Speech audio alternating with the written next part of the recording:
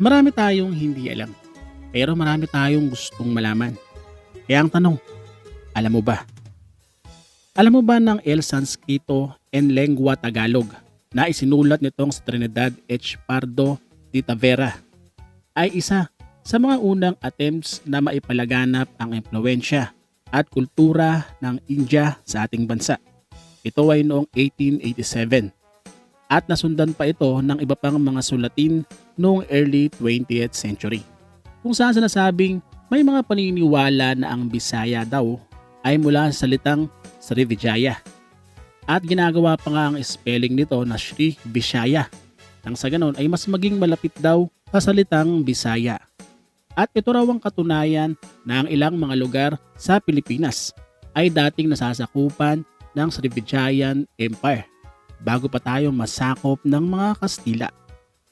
May mga ilang pang pag-aaral lalo na sa makabagong panahon na ayon sa mga eksperto ay may mga ebidensya rin daw at patunay na nagkaroon nga ng koneksyon ang mga Indian sa ating lahi. Ang mga Tagalog words na diwata, dusa, laksa, pula at sidhi ay sinasabing mula pang araw sa salitang Sanskrit. At samantala naman ng artifact naman na kung tawagin ay Agusan Golden Image o kilala rin sa tawag na Golden Tara, isang imahe ng Hindu deity ay dito nga sa ating bansa natagpuan. Katulad din ng clay medallion na natagpuan sa Kalatagan sa Batangas. At ito nga raw ang mga patunay na talagang may impluensya ang sinaunang imperyo ng Asya dito sa Pilipinas. Pero sa kabila ng mga ito ay may mga ilang scholars naman ang nagsasabi na hindi naman daw tayo nasakop talaga ng Srivijayan Empire. At manapapa nga ay ang Madjapahit ang nakasakop sa atin. Kaya naman nangyaring hati-hati pa rin talaga ang opinyon pagdating sa ganitong pananaw. Pero ang tiyak daw talaga, kaya may mga natagpuang mga artifacts na bakas nga ng mga Indiano sa ating bansa. Ito raw ay dahil sa kalakalan at ang migration. At ayon din sa ilang mga ekspertong mga Indiano, ay marami raw sa mga salitang ginamit nitong Trinidad Pardo de Tavera sa kanyang libro ay hindi naman daw talaga mga Indian word, kung hindi Malayo Polynesian words. Pero bagaman ganon na iba-iba nga ang pananaw pagdating sa kasaysayan, ay kitang-kita pa rin naman talaga na may totoong na-impluensyahan nga tayo at nagkaroon ng koneksyon ang mga Pilipino sa mga Indiano. Alam mo ba na itong si Jose Jalcita Nepomuceno na isang direktor at producer ay lumikha ng inobasyon para sa paggawa ng pelikula dito sa ating bansa. Noong 1919 ay pinroduce niya ang kauna-unahang Filipino silent film na Dalagang Bukid na hango sa popular na Sarsuela. Bumida sa nasabing pelikula itong sina Atang de la Rama at Don Hermogenes Ilagan.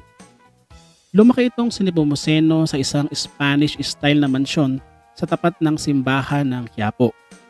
Siya ay nagtapos ng bachelor's degree ng electrical engineering sa San Beda College. Mahilig din siyang magpinta at kumuha ng litrato. At ang kanyang kakayahan sa fotografiya ay nahasa ng gusto nang mapasama siya sa isang photographer na pari na kumukuha ng mga litrato sa mga paaralan. Hanggang siya na mismo sa kanyang sarili ay nagtayo ng isang photo studio sa Plaza Lacson. Ito'y sa Manila at tinawag itong Electro Photo Studio Parello. Itong si Nepomuceno ay naging opisyal na photographer sa mga beauty contests, mga festivals at mga government functions. Hanggang noong 1917 ay nagpasya na siya na ibenta ang kanyang photo studio. Nang sa ganon ay makabili naman siya ng mga kagamitan para sa kanyang pagiging dokumentarista. Isa sa mga naunang dokumentaryo ay ang funeral ng asawa ni dating Pangulong Sergio Osmeña Sr. Hanggang sa makilala na siya at kinuha ng iba't ibang ahensya dahil sa kanyang galing sa larangang ito.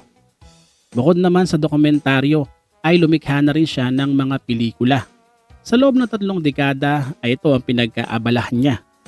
Kabilang sa mga pelikulang nagawa niya ay ang La Vergasa de Don Silvestre, The Filipino Woman, Ang Lumang Simbahan, Noli Me Tangere at ang punyal na ginto. Siya rin ang nag-discover at nag-develop ng sikat na mga artista noong kapanahunan niya, tulad nila Rogelio de la Rosa, Leopoldo Salcedo at Carlos Padilla Sr.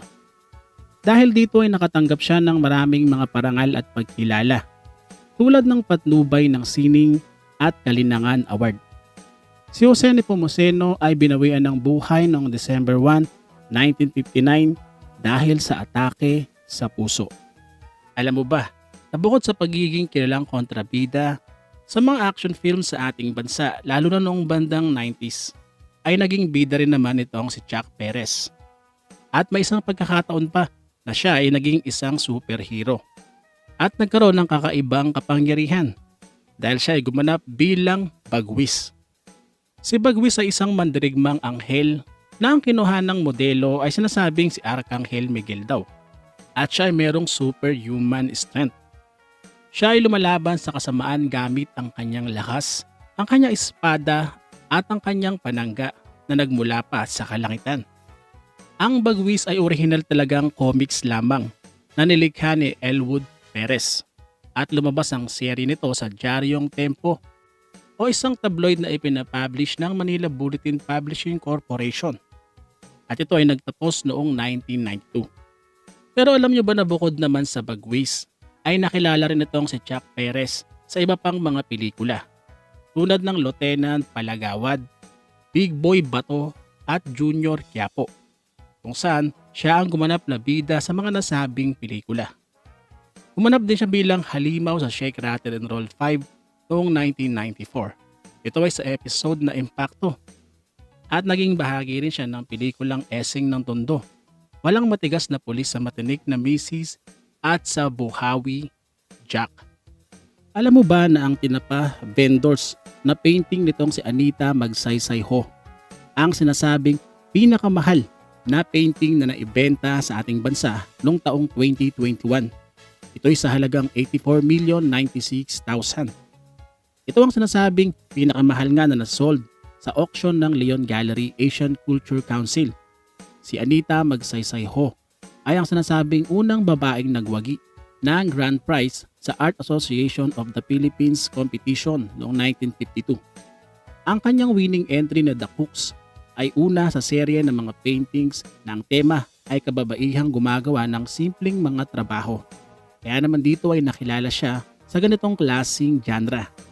Bukod dito ay pinapakita niya rin sa kanyang mga paintings ang lakas, ang kagalingan at pag-ibig ng isang babaeng Pilipina. Samantala ang tinapa vendors nga na talaga namang nakakalula ang halaga ay nagpapakita ng mga kababaihang nagtitinda ng tinapa. Ang nasa gitna ay tila inaamoy pa ang isang isda. Isang babae naman ay nasa tapat ng bilao na punong-puno ng tinapa, kung saan ay nagpapakita raw ito ng kasimplihan ng pamumuhay sa tipikal namang hanap buhay ng isang babaeng Pilipina.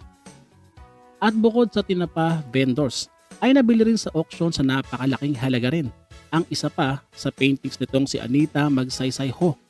At ito ay ang Woman with Basket, Fish and Crab na naibenta naman sa halagang 52,560,000.